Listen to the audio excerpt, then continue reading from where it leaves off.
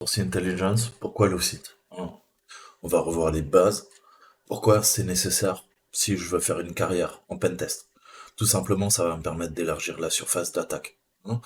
Je vais pouvoir également voir quels sont les systèmes cibles qui sont en ligne, qui sont montés. Et ça va me permettre d'affiner toute ma trousse à outils, mon couteau suisse, pour préparer les phases suivantes lors d'un test d'intrusion, lors d'une cyberattaque. Donc il y a quelques années encore, collecter les informations, c'était extrêmement chronophage, ça l'est toujours aujourd'hui, mais on n'avait pas les moyens techniques qu'on a grâce à Internet. Qu'est-ce que j'entends par là? Eh ben avant, il fallait vraiment aller récupérer les informations en source blanche, c'est-à-dire récupérer toutes les informations dans la presse. Il n'était pas rare de récupérer des journaux et de stocker, de se faire des dossiers avec des petites coupures de journaux pour récupérer un maximum d'informations. C'était vraiment du data mining, data crunching, mais à l'ancienne, sur du papier, et vous devez continuer à le faire.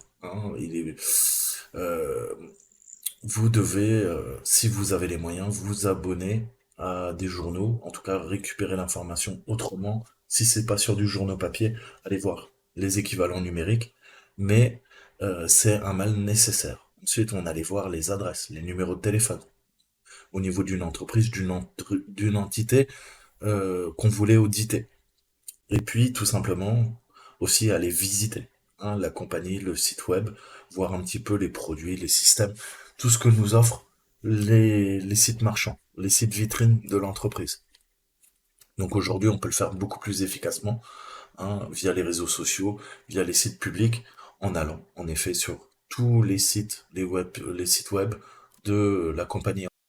Donc le but en fait c'est l'intel gathering, c'est le recueil d'informations, le cycle de recueil d'informations pour éventuellement trouver des brèches, des exploits. Et vous savez que le lien le plus faible dans la chaîne de sécurité, c'est l'être humain. L'être humain est encore plus perfectible que nos ordinateurs, que nos systèmes d'information. Chaque jour, on a des gens qui travaillent dans différents services, différentes divisions, différentes sections d'une entreprise, et ils n'ont pas tous des postures défensives. Donc grâce à Internet, grâce aux réseaux, on peut récupérer des informations, notamment les réseaux sociaux, puisque les gens sont enclins à parler de leur travail quand généralement ils l'aiment, et vont parler éventuellement, vont faire fuiter des informations sur l'entreprise. Donc ça sera du pain béni pour nous. Donc les hackers vont accéder à ces informations sur les gens, sur les produits. Ça va permettre de mapper la surface d'attaque. Il y a deux types de surface d'attaque. Il y a la surface d'attaque technique, c'est-à-dire l'ensemble de l'infrastructure informatique et réseau d'une entreprise. Et ensuite, j'ai la surface d'attaque en termes psychologiques, en termes humains. Je vais chercher à compromettre l'humain. Donc, on a différentes techniques, mais essayer d'approcher dans la vraie vie, pas dans la matrice, des personnes influentes ou des techniciens, repérer leur trajet, où ils mangent, où c'est qu'ils vont faire leurs courses, et essayer soit de séduire, soit de convaincre, soit de nouer des liens d'amitié pour récupérer de l'information directement par ces personnes. Donc les criminels utilisent les mêmes techniques. Le but du red teaming, c'est de simuler ce que ferait un acteur malveillant. Je vous ai dit, vous devez rentrer dans la tête d'un acteur malveillant. Vous devez agir comme lui, vous devez penser comme lui. Donc, encore une fois, les criminels, c'est ce qu'ils vont faire pour exploiter toutes ces informations qui sont pertinentes et qui vont permettre de monter des attaques sophistiquées, qu'on appelle des menaces persistantes avancées. Donc, comme je vous disais, les employés d'une compagnie, malheureusement, oui, on a tendance à trop communiquer. LinkedIn est parfait pour faire une première phase de reconnaissance, à récupérer de l'information, les projets en cours, les voyages, peut-être à des conférences, des numéros de téléphone, des adresses mail, récupérer pléthore d'informations sur les réseaux sociaux, ça va être une mine d'or pour les criminels. Et ça n'aide pas uniquement les criminels pour faire des attaques de phishing, de spear phishing ou pour usurper l'identité. Euh, mais ça va permettre pour nous qui faisons du red teaming d'avoir une map technique, je vous disais, sur les systèmes et les technologies qui sont utilisées au sein d'une entreprise. Donc en tant que pentester professionnel, on va faire pareil. Hein. On va aller requêter sur les réseaux sociaux les plus connus tels que Facebook, Twitter, LinkedIn, Google, etc. Et on va structurer notre recherche. C'est le principe du recueil de l'information. Je vous avais expliqué le cycle et l'enrichissement de l'information. Je vous avais dit que c'était une boucle rétroactive euh, qui se nourrit d'elle-même. Hein. On part d'un sujet, on récupère de l'information, ça débouche sur d'autres sujets, sur d'autres individus, sur d'autres technologies qu'on va venir enrichir. On va aller récupérer les manuels, on va récupérer tous les manuels techniques, euh, ce qui est publicitaire, commercial, parce que ça va nous permettre de récupérer beaucoup d'informations. Typiquement, je vous donne tout le temps l'exemple, les mots de passe par défaut de routeur, si je dois vous parler de routeur, vous aurez les mots de passe par défaut dans la documentation. C'est pour ça que je me répète à vous, je m'évertue à vous dire tout le temps, hein, RTFM, read the fucking manual. Ok? Et c'est ça qui va être pertinent dans votre travail, puisque en fonction de l'engagement, en fonction du client que vous allez pen tester, vous allez faire votre test d'intrusion, il va falloir glaner différentes informations le concernant, ni plus ni moins. Donc LinkedIn, Twitter, Facebook, c'est pas mal pour des recherches à but général, hein, du general purpose, comme on dit. Hein, on va faire du one shot, mais après il faut agréger les informations. C'est tout l'art de l'OSINT, c'est de comprendre la structure entre les individus, leurs relations au sein de l'entreprise et comprendre éventuellement aussi le domaine de compétences, le cœur de métier de la compagnie que vous allez auditer. Naturellement, les intérêts des employés seront différents hein, en fonction des secteurs d'activité. C'est pareil au niveau de vos attaques de phishing, de spear phishing.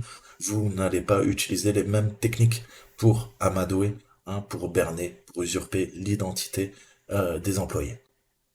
Donc si un client travaille dans une compagnie publicitaire, hein, eh ben vous savez que avec la com, la publicité, le marketing, le neuromarketing et tout ça, on a certaines plateformes qui sont dédiées. Hein. Si je veux mettre en avant mon image de marque, j'ai plus intérêt à le faire sur Instagram que sur YouTube, par exemple. Un exemple très trivial que je vous donne là. Ensuite, LinkedIn. LinkedIn, vous le savez pas, je sais pas si je vous ai déjà fait cette vidéo d'ailleurs, mais voilà, hein, vous allez récupérer tous les employés de Google aux États-Unis sur LinkedIn. Vous avez une excellente barre de recherche. Et si vous payez un compte LinkedIn, vous pouvez faire des recherches en anonyme. Hein, c'est-à-dire que votre nom ne va pas apparaître. Donc deux cas de figure, soit vous utilisez votre compte avec votre carte bleue en anonyme, soit, eh ben, dans ce cas-là, il faudra utiliser un autre moyen de paiement qui ne vous appartient pas, avec un sock puppet monté de toutes pièces. Je vous ai montré maintes et maintes fois comment créer un sock puppet et aller directement requêter en nom anonyme. Hein. Mais vous avez pléthore de filtres qui vont vous permettre de cibler, au lieu de retourner des milliards de profils, vous allez cibler sur la centaine de profils qui va vous servir sur l'entreprise, l'entité qui est ciblée. Récupérer naturellement toutes les informations sur les gens. Vous verrez qu'il y a beaucoup de profils LinkedIn qui permettent de liquer beaucoup d'informations sur l'entreprise, numéro de téléphone, adresse mail, etc., etc. Et ça va permettre d'intégrer différents comptes et de les relier en fonction des différents réseaux sociaux. Hein. Donc on va faire une map, on va se servir de Maltego, par exemple, pour vraiment créer un nuage de points. Tous ces points, ce sont soit l'entité que vous ciblez, soit l'infrastructure de l'entité que vous ciblez, soit des salariés qui travaillent au sein de cette entreprise.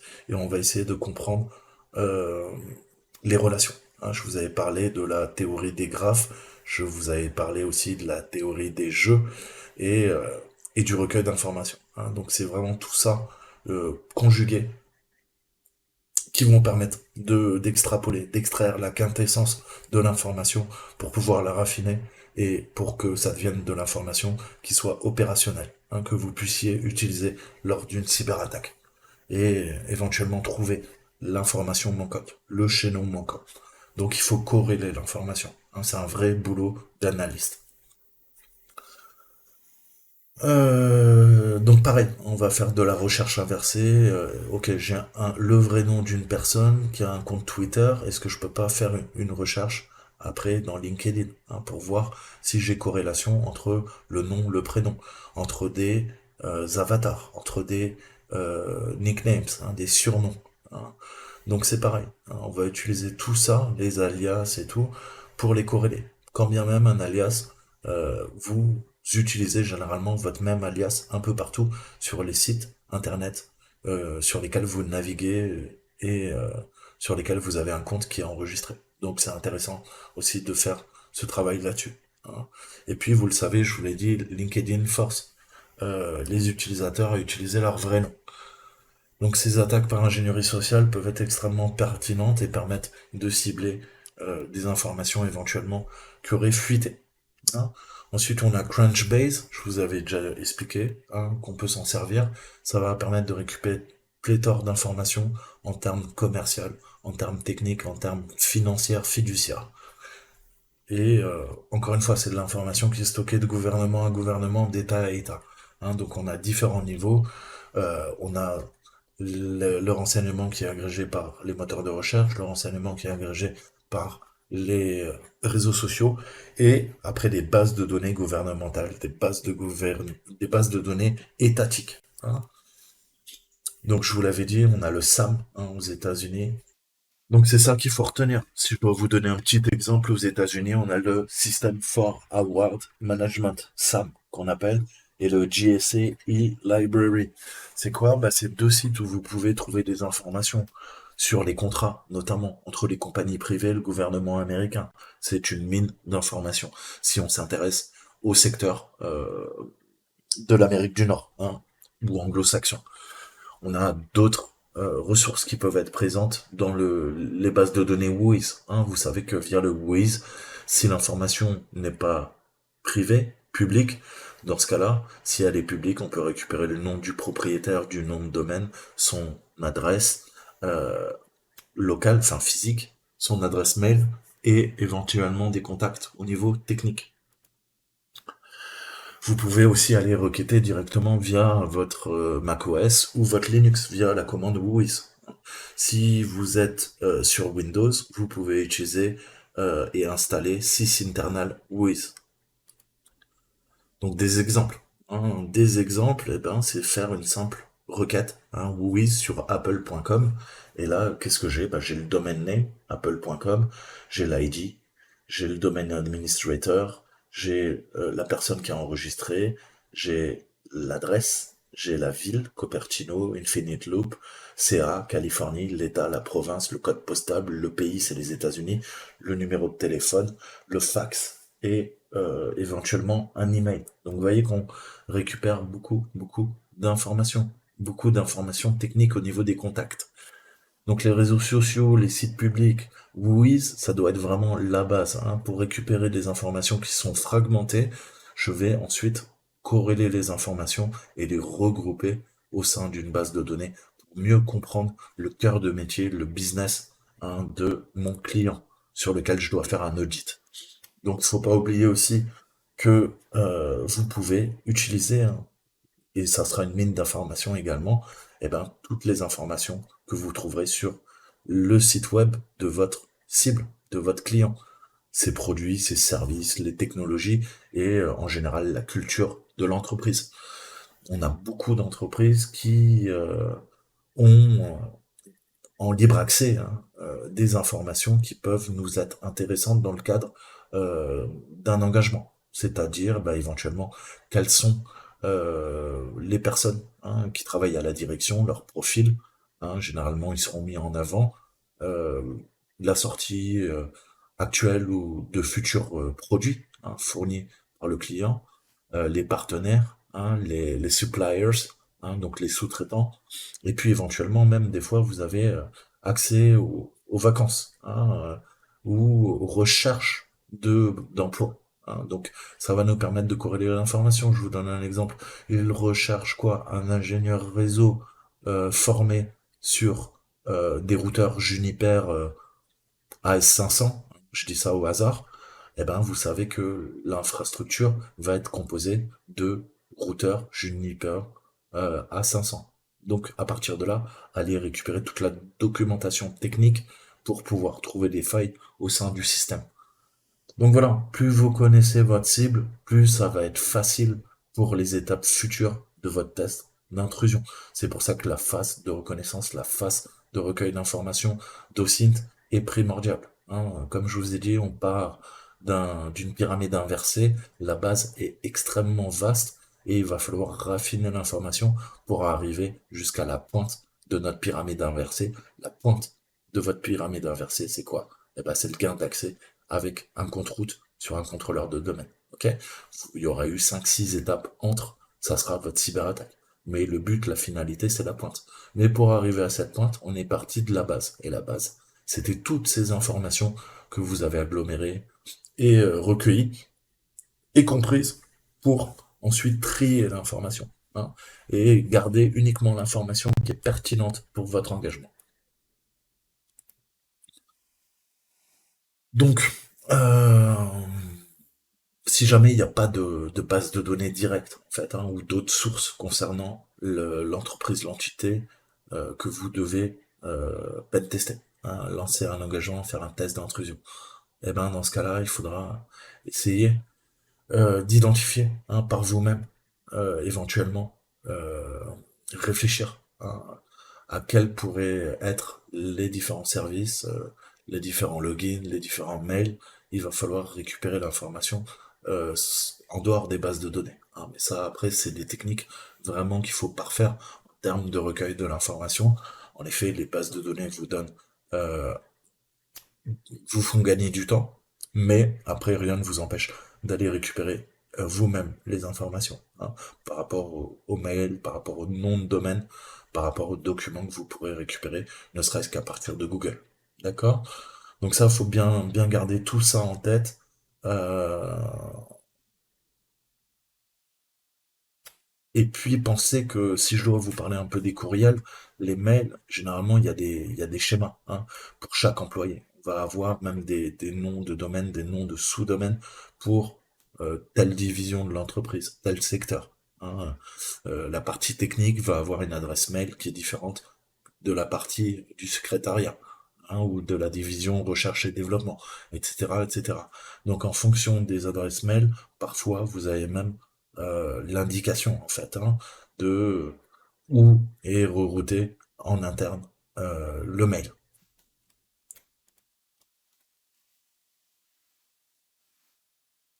Donc typiquement c'est ça. On utilise une nomenclature, en tout cas il n'y a pas de règle précise, mais en tout cas c'est pas un motif, un pattern compliqué. Hein, généralement pour que ça soit intuitif, et vous le savez, vos fournisseurs d'accès à Internet vous donnent exactement ce type d'adresse mail. Qu'est-ce qu'on fait? On se sert de votre prénom nom ou de votre nom prénom. Hein, donc c'est intéressant parce que ça va permettre de récupérer éventuellement les noms prénoms de quoi? Les surnoms de de salariés et de d'autres salariés, euh, de collègues au sein de l'entreprise. Hein. Ce que je veux dire par là, c'est que bah, les mails typiques d'entreprise, c'est quoi? On va avoir le nom plus euh, le nom de famille, enfin le prénom et le nom de famille, pardon, arrobase plus le nom de la compagnie.com, un exemple, ou je vous disais à l'inverse, on va avoir le nom et le prénom. Et parfois, on a quoi? On a la première lettre du prénom, et ensuite, on a le nom. Hein. Donc, si c'est John Smith, ça sera J. Smith. D'accord? Arrobas compagnie.com, par exemple.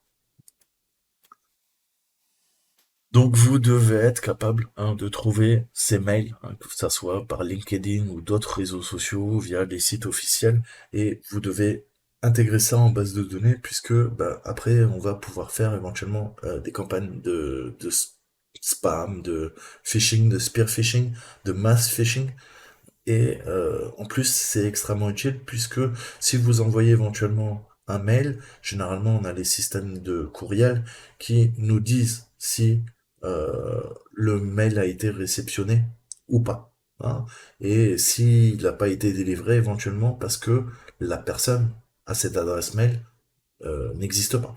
Hein. Donc on va pouvoir faiser on va pouvoir inventer de toutes pièces, hein, des noms, des prénoms, interroger le système mail de l'entreprise et on verra si on a le fameux récipient qui revient et qui nous dit bah G. Smith, il est pas là. Ça veut dire qu'il n'y a pas de G. Smith dans l'entreprise. Alors je peux essayer R. Smith, ok? Je peux essayer E. Smith, je peux essayer A. Smith, etc., etc. À partir de la réponse du serveur mail, on va savoir si l'adresse est bonne ou pas.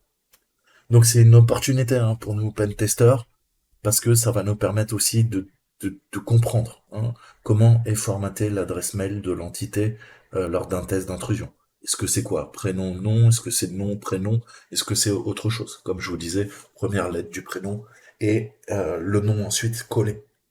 Ou pas, séparé par un point, parfois.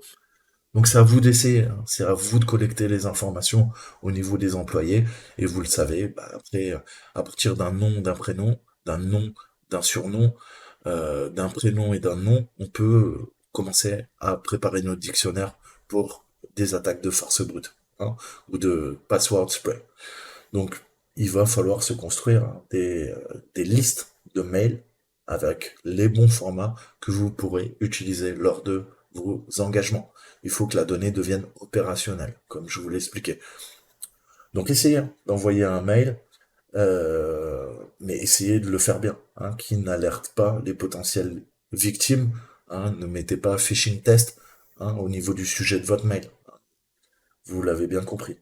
Donc voilà, faites ça intelligemment et essayez hein, peut-être de faire passer ça pour de la pub, de la simple pub, et typiquement, bah voilà, vous seriez curieux avec une population mâle hein, d'un certain âge, on va dire. Il est très facile d'envoyer des calendriers un peu coquins, je n'en dirai pas plus, avec bah, dans le calendrier, vous l'avez compris, il y a bien plus que des photos de pin-up déshabillés. Il y a une porte dérobée hein, qui va permettre le gain d'accès initial dans l'entreprise. Et je peux vous assurer que sur 100 hommes, il y en a un qui va ouvrir la pièce jointe. Ok? On est tous pareils. Hein. Je connais bien les hommes, j'en suis moi-même un. Donc voilà. Hein, et comme je vous disais, par contre, si vous allez attaquer des bonnes sœurs de Lourdes, bah c'est sûr que le calendrier dénudé, ça va pas marcher. Hein. Par contre, si vous envoyez des calendriers avec le pape, ça risque de marcher. Hein. Tout ça encore, c'est des histoires vraies. Hein. Donc voilà, à vous de vous adapter à votre cible. Donc voilà, on reçoit tous les jours des mails. Alors peut-être ils seront bloqués par le système anti-spam de l'entreprise, mais on reçoit des mails tous les jours de publicité dans nos boîtes mail. Après, à nous hein, de faire le nécessaire. Certaines personnes vont supprimer le mail, certaines personnes vont quand même ouvrir le mail. Et certaines personnes, bah, malheureusement, vont même ouvrir la pièce jointe. Donc il faudra trouver la personne qui va être curieuse, vous allez susciter son désir, elle va, deuxième étape, regarder votre mail, et troisième étape, c'est celle qui nous intéresse, elle va ouvrir la pièce jointe. D'accord? Donc, à vous d'inspecter, hein, même dans votre vie de tous les jours, protégez-vous, lisez bien, et on a tendance à pas le faire, mais regardez le fameux récipient. Hein, le récipient, c'est quoi? Ce sont toutes les métadonnées. On a le return path, on a le delivered to, on a le received, on a l'envelope to, on a le X-file recipient, on a l'auto-submit, from, to, etc., etc. Toutes les métadonnées que vous pouvez récupérer à partir du serveur de messagerie tout simplement, ou si vous avez un client lourd, c'est l'intérêt d'avoir un client lourd quand on regarde ses mails, c'est que vous pourrez récupérer toutes les métadonnées. À l'inverse, si vous consultez entre guillemets sur votre téléphone ou via du webmail, il faut faire des manipulations pour accéder à ces métadonnées. Ok? Mais ces métadonnées justement sont du pain béni, hein, puisque bah, en fonction des noms de domaines qui sont utilisés, des adresses mail, ça peut vous indiquer que vous êtes en train de subir une attaque de phishing. En tout cas, un scam, ou dans le pire des cas, une cyberattaque. Mais combien de gens le font? Donc je vous mettrai quelques liens. Hein. Je vais pas vous mettre Twitter, LinkedIn, Facebook. Je pense que vous le savez, mais je vous mettrai les liens de Crunchbase, de System for Our Management, du GAC e-Library et de sys internal WHOIS si vous êtes sur Windows et que vous voulez faire un WHOIS en ligne de commande de façon native, entre guillemets, sans passer par des sites internet. Sinon, dans mes précédentes vidéos d'OSINT, je vous avais de toute façon montré comment quoi, comment faire le taf avec plein de sites différents. Allez, je vous dis à très bientôt. Ciao, ciao.